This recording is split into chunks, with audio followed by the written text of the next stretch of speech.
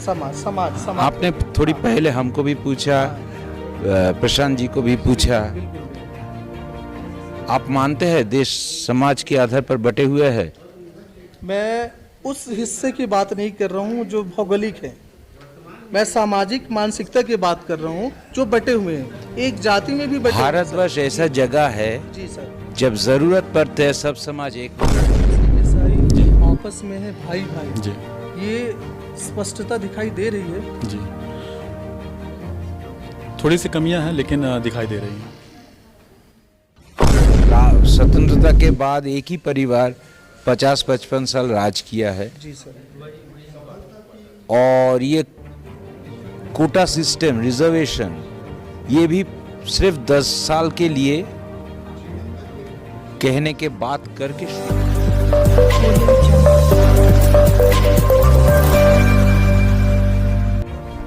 नमस्कार दर्शकों, आप देख रहे हैं महानदी न्यूज़।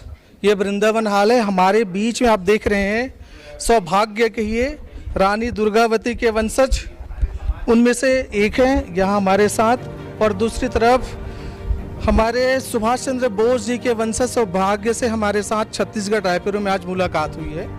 आज का मूल विषय ये था कि अखंड भारत और राष्ट्र निर्माण के संकल्प में इन लोगों को बुलाया गया था, इनके विचार जानना समझना और हमारे छत्तीसगढ़ के वासियों को एक बार उनसे रूबरू कराएं।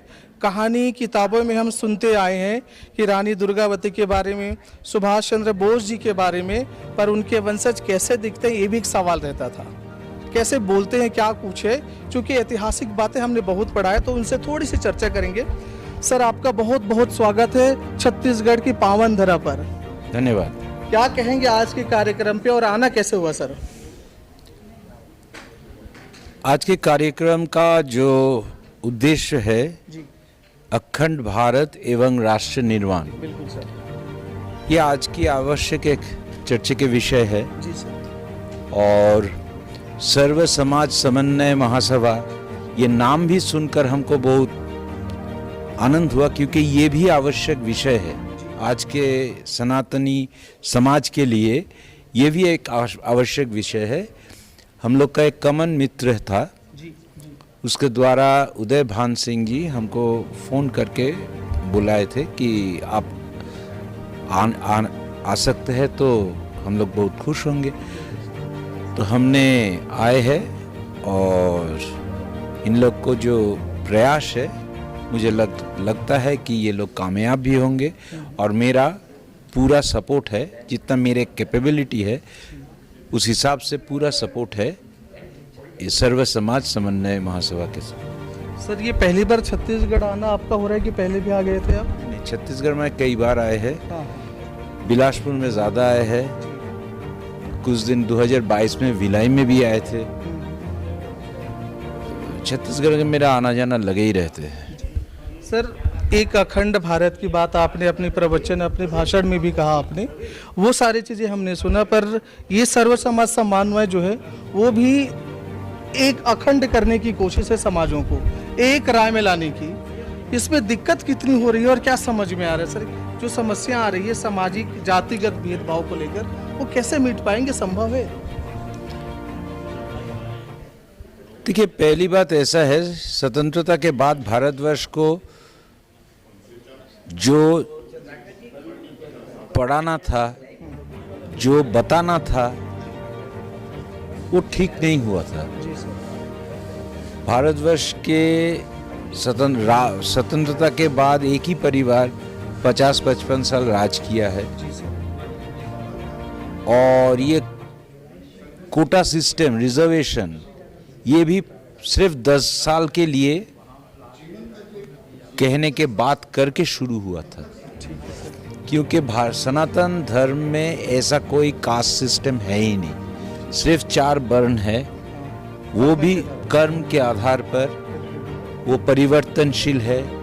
पर अंग्रेजों ने ये करके गए हैं भारतवर्ष के टुकड़े टुकड़े बना के रखने के लिए।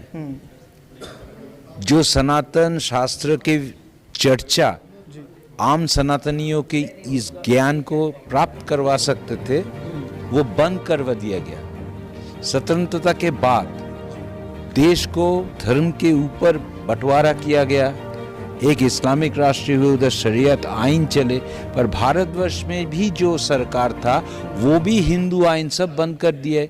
हिंदुओं को अपना धर्म की शास्त्र चर्चा करना बंद हो गए, टोल बंद करवा दिया गया, जहाँ शास्त्र के ऊपर चर्चा नहीं होंगे। मंदिरों के ऊपर शुल्क लागू करके सरकार अपने ग्रिप में ले लिया। और आप ये भी देखिए कि क्योंकि भारत स्वतंत्र भारत में भी अपने देश में घर छोड़ के पलायन करना पड़ रहा है। ऐसा आइन भी कुछ साल पहले आने वाला था, जो सरकार परिवर्तन हो गया है तो आ नहीं पाए, कि जहाँ भी कोई राइट होंगे या दंगा होंगे उसमें सनातनियों ही अरेस्ट होंगे। ऐसा भी कुछ आइन है कि मंदिर को या कोई सनातनियों के कोई मोर्चा निकलने के लिए या कोई अपना उत्सव मनाने के लिए दूसरे से ज़मीन मांगना पड़ता है। सर एक सवाल आपसे था, चूंकि आप जो बात कर रहे हैं सरकार को लेकर के और तमाम चीज़ें, क्या सरकार की भी एक ऐसी नियम, ऐसी रणनीति कानून होनी चाहिए जिसमें समाज के अंदर जो अखंडता की बातें हैं, यानी मैं जातिगत बात कर रहा हूँ, एक ही जाति में अलग अलग लोग होते हैं। एक ही जाति में अगर मैं साहू समाज की बात करूं तो उसमें भी कई वैरायटी है, कई अलग अलग है, वो आपस में रोटी बेटी की बात नहीं करते। तो एक समाज दूसरे समाज से कैसे स्वीकार करेंगे, कैसे जुड़ पाएंगे? ये तो बहुत मतलब बेसिक बातें हो रही है, जहाँ से न्यू फॉर्म करने की बातें हो रही है सर। न्यू फॉर्म नहीं, यही पुराना फॉर्म है। अच्छा, यही पुराना फॉर्म है, न्यू फॉर्म तो चल रहा है। आपको अगर ABCD का ज्ञान नहीं होंगे तो अंग्रेजी में आपको कैसे हमने पढ़ाएंगे? वही तो बंद करवा दिया गया। अभी जो हम लोग को मिल रहा है वही सोच रहा है कि यही सच है। आज पूरा विश्व में योगा पूरा विश्व में आज चर्चित विषय है। अलग अलग देश ने योगा का प्रैक्टिस, जापान में कोई भी कर्मस्थल में जाने के पहले 10 मिनट योगा करना पड़ता है। यूरोप में भी बहुत सारे देश इसको एडॉप्ट किया है, पर अपने देश में क्या एडॉप्ट हो पाए? पहली बात है कि कोई अगर सनातनी कुछ एडॉप्ट करने के लिए जाएंगे तो बोलेंगे ये बुरा है, ये सांप्रदायिक है। क्यों? आज बांग्लादेश में देखिए, पाकिस्तान में देखिए, सनातनी उस समय तो कोई सांप्रदायिक कोई देखते नहीं है। अपने देश में सनातन धर्म खुद सेक्युलर है। आज का जो डेट है, इस डेट में जो सरकार इमरजेंसी डिक्लेयर किए थे वही सरकार आज पूरा देश को बताया जा रहा है कि संविधान परिवर्तन करेंगे। जोर जबरदस्ती वही सरकार संविधान परिवर्तन करके उसमें सोशलिस्ट सेक्युलर घुसाया था। आज सनातन धर्म में कोई सब कुछ माना जाता है, नया धर्म को जन्म दिया जाता है, दूसरा धर्म को अपनाया जाता है। जी। तो दर्शकों आप देख रहे हैं, बातें हमारी सर्व समाज समन्वय की हो रही थी, पर सर्व समाज को समन्वय कैसे करें, इसके लिए तो राजनीतिक पक्षों का भी, पहलुओं का भी बात होना स्वाभाविक है। हमारे साथ रानी दुर्गावती के वंशज में से भी जुड़े हुए हैं। सर कैसा लग रहा है छत्तीसगढ़, रायपुर? जी बिल्कुल, मैं पहले भी कई बार आ चुका हूँ और जब भी आता हूँ अपनापन ही महसूस होता है, क्योंकि ये हमारे पुरखों की 52 गढ़ जो हमारी रियासत थी उसमें से छत्तीसगढ़ निकाल के ही छत्तीसगढ़ राज्य बना हुआ है, जिसमें 16 गढ़ जो है मध्य प्रदेश में रह गए। तो ये भी हमारी रियासत का ही हिस्सा है, 16 जो उसमें से निकले हैं। तो मेरा हमेशा से आत्मीय लगाव रहा है और जब भी मैं कहीं मध्य प्रदेश में रहूँ या छत्तीसगढ़ में, मेरा आत्मा सब, तन मन सब इसी मिट्टी से जुड़ी हुई है। तो ये छत्तीसगढ़ को हम मध्य प्रदेश की बेटी मानते हैं, है ना, उसी से निकल के आई है। तो इस तरीके से तो यहाँ के जो माहौल सर्व समाज समन्वय के, आप यहाँ आमंत्रण पे आए हैं, उद्देश्य शैली को लेकर आपको कोई डाउट कैसा लग रहा है, कितने सफल होने की बातें हो रही हैं? जी बिल्कुल, देखिए जैसा मैंने आपको बताया कि मैं सर्वधर्म सद्भाव का समर्थक हूँ और आदरणीय सोमनाथ जी के मैं बातों में से इत्तेफाक रखता हूँ कि जो भेदभाव समाप्त होना चाहिए। हम एक हैं। जहाँ तक भारतवर्ष की एक निर्माण की बात आती है, तो मैं बिल्कुल इत्तेफाक रखता हूँ और ये होना भी चाहिए कि अगर जब तक हम सर्व समाज एक मंच पे आके, है ना, एक कहना चाहिए, एक विचारों को अपने अंदर समाहित करके, है ना, एक संकल्प के साथ, भारत निर्माण के संकल्प के साथ आगे बढ़ेंगे, तभी हम जीत पाएंगे। क्योंकि आप अनेक उदाहरण देखें इतिहास उठा के, जब अकेले अकेले हमने दुश्मनों से लड़ा है, हमें पराजय मिली है। लेकिन जब हम एक साथ मिल के, है ना, हमने मुकाबला किया है, तो हमने जीत हासिल की है। और उसी का परिणाम है कि 1947 में भारत आज़ाद हुआ था। तो इसमें सभी का प्रयास शामिल है, इसमें सभी समाज का। सर मैं ये कह रहा था कि जैसे आप राष्ट्र को अखंड बनाएंगे, पर समाज ही अलग अलग बटे हुए हैं, समाज में जातियां अलग बटे हैं। वही बातें मैंने बोस जी, नेताजी के परिवार, इनको सर से बात करी, सोमनाथ जी से, वही मैं आपसे कह रहा हूँ, कैसे संभव है सर? समाज जाति में बटा है, वो जुड़ नहीं पा रहा है, तो राष्ट्र अखंड कैसे संभव है? पुनः प्रैक्टिकल बात करें। देखिए जी बिल्कुल, देखिए भारत जो है आप जानते ही हैं, विभिन्नताओं का देश रहा है शुरू से, अनेक जाति धर्म हमेशा से रही हैं, ये खूबसूरती भी है। जी बिल्कुल, ये अच्छा, इसकी खूबसूरती भी है ये भारत की। जी जी। अब हमारे जो भारतीयों के मानस पटल में शुरुआत से ये रहा कि मेरी जाति ऊंची, मेरी जाति ऊंची, है ना। तो ये एक रहा, शायद इसी का फायदा विदेशी आक्रांतों ने उठाया था, है ना। लेकिन मेरा मानना है कि इस धीरे धीरे बदलाव आ रहे हैं, लोग जागरूक हो रहे हैं, समझ रहे हैं, समय लगेगा, क्योंकि जितनी बड़ी बीमारी होती है, इलाज भी उतने लंबे समय तक चलता है ना। तो जहाँ तक मेरा भरोसा है कि एक दिन हम इस चीज़ में कामयाब होंगे और एक भारत को एक मजबूत और सुदृढ़ राष्ट्र बनाने का जो हमारा संकल्प है वो पूरा होगा। सर आप थोड़ा से राजनीतिक बात कर रहे थे, मैं आपसे ये पूछ रहा हूँ, राजनीतिक बातों में सर सरकार की ओर से सनातन की आप बातें करें, अधिकांश, जैसे पहले भी आपसे एक पत्रकार ने पूछा है कि जो दलित हैं वो सनातनी मानने से इनकार कर रहे हैं, क्योंकि फायदे के लिए हमें हिंदू बताया जाता है, और असल मुसीबत जब आन पड़ती है तो वो वहीं से निकल जाते हैं। क्या कहेंगे सर? इसमें सच्चाई भी है, कई एग्जाम्पल भी है।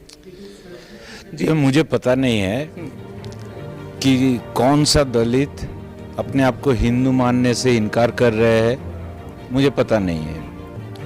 अगर वो हिंदू मानने से इनकार करते हैं तो वो रिजर्वेशन के लिए लड़ते क्यों हैं, वो भी हमको पता नहीं है। और आप बोल रहे हैं कि देश बटे हुए हैं समाज के आधार पर। समाज आपने थोड़ी पहले हमको भी पूछा, प्रशांत जी को भी पूछा, बिल्कुल। आप मानते हैं देश समाज के आधार पर बटे हुए हैं? मैं उस हिस्से की बात नहीं कर रहा हूँ जो भौगोलिक है, मैं सामाजिक मानसिकता की बात कर रहा हूँ जो बटे हुए हैं, एक जाति में भी बटे। भारतवर्ष ऐसा जगह है जी सर, जब जरूरत पड़ते है सब समाज एक हो जाते हैं। बिल्कुल। अब भारत के क्रिकेट टीम को देखते हैं, बिल्कुल सर, उसमें क्या कोई सामाजिक बंटवारा दिखाई देते हैं? भारत जीतते चल रहे हैं। बिल्कुल। भारत का हॉकी टीम छोड़ दीजिए, भारतीय सेना को देखिए, कोई बंटवारा दिखाई देता है? तो ये सब बोलने की बात है, राजनीति की खेल है। सचमुच भारतवर्ष के आदमी इतना बुड़बक नहीं है कि अपने देश को छोड़ के जात को ज्यादा मायने देंगे। हाँ, तो सिर्फ उनको जागरूक करना है और कुछ नहीं है। जहां जगह प्रयोजन है, जहां आवश्यक है, वहां कोई जात पात नहीं माना जाता है। जब आवश्यकता नहीं है, जहां लालच दिखाए देते हैं, वहां जात पात के लड़ाई चलते हैं। बिल्कुल। वो लालच की जगह ही बंद करना पड़ेगा। और वो लालच देते हैं कुछ पॉलिटिकल पार्टीज अपने फायदा के लिए। हमने थोड़ी पहले भी आपको बोला कि उत्तर प्रदेश में ऐसा कोई पार्टी था जो पिछड़े वर्ग के लिए बहुत कुछ करने के लिए बात किए थे। आज पिछड़े वर्ग की वह उसके साथ है नहीं है, तो ऐसा ही होता है। विकास जब करना पड़ता है, ये एक देश जब विकास की ओर जाते हैं तो पूरा देश, जब एक नाव चलता है पानी में, तो उस नाव में जितने आदमी बैठे हुए हैं, औरत बैठे हैं, सभी तो पार लगते हैं। जैसे देश जब विकास की ओर जाते हैं, एक प्रगति की ओर जाते हैं, तो देश के हर व्यक्ति के पास पहुंचते हैं। किसी को जल्दी पहुंचते हैं, किसी को देर में पहुंचते हैं। जो नाव के सामने बैठे हैं वो पहले पार हो जाते हैं, जो पीछे बैठे हैं वो आखिरी में पार होता है। वैसा ही काम है। सर, सर्व समाज समन्वय को समन्वय करना है, सर्व समाज समन्वय को समन्वय करना है, किन बातों पे ध्यान रखना होगा? ये सबसे पहले तो एकता। जब बात देश की आए तो हमें जाति समुदाय धर्म से परे होकर एकजुट आना होगा, एक मंच पे आना होगा, तभी ये जो हमारा संकल्प है वो पूर्ण हो सकेगा।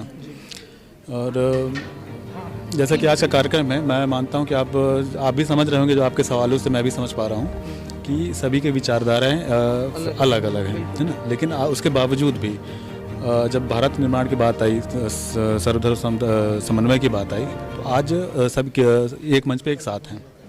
भले मुझे किसी और की बातों से इत्तेफाक ना हो या मेरी बातों से किसी को इत्तेफाक ना हो, लेकिन यहाँ पे जब राष्ट्र निर्माण की बात आई है तो हम एक साथ हैं। सर, हिंदू मुस्लिम सिख ईसाई जी आपस में है भाई भाई, जी ये स्पष्टता दिखाई दे रही है। जी, थोड़ी सी कमियां हैं लेकिन दिखाई दे रही हैं। कहाँ सर, चूक कहाँ?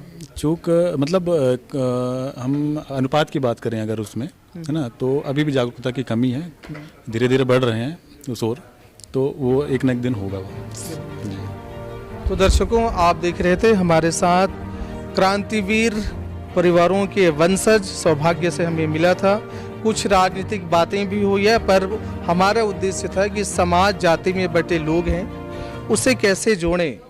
जो सनातन शब्दों की चर्चा हुई, कुछ लोग सनातनी तभी मानते हैं किसी को जब उससे फ़ायदा निकालना हो, तब उन्हें हिंदू के श्रेणी में डाल दिया जाता है। इस बात को कई लोग अलग तरीके से भी ले सकते हैं, पर उसे चर्चा करने की कोशिश की, जानने की कोशिश करी। ये भी हो सकता है कि कोई भी इंसान किसी राजनीतिक विचारधारा से जुड़ा हो, वो अपनी बातें रख सकते हैं, लेकिन मूलतः हम सब का उद्देश्य सिर्फ यही है कि समाज में समन्वय हो, राष्ट्र में समन्वय हो और सब मिलजुल कर आगे बढ़ें, विकास करें। देखते रहिए महानदी न्यूज़। हम अगली कड़ी में कुछ ऐसे एपिसोड लेकर आपके साथ ज़रूर पेश होंगे। जय हिंद, जय छत्तीसगढ़।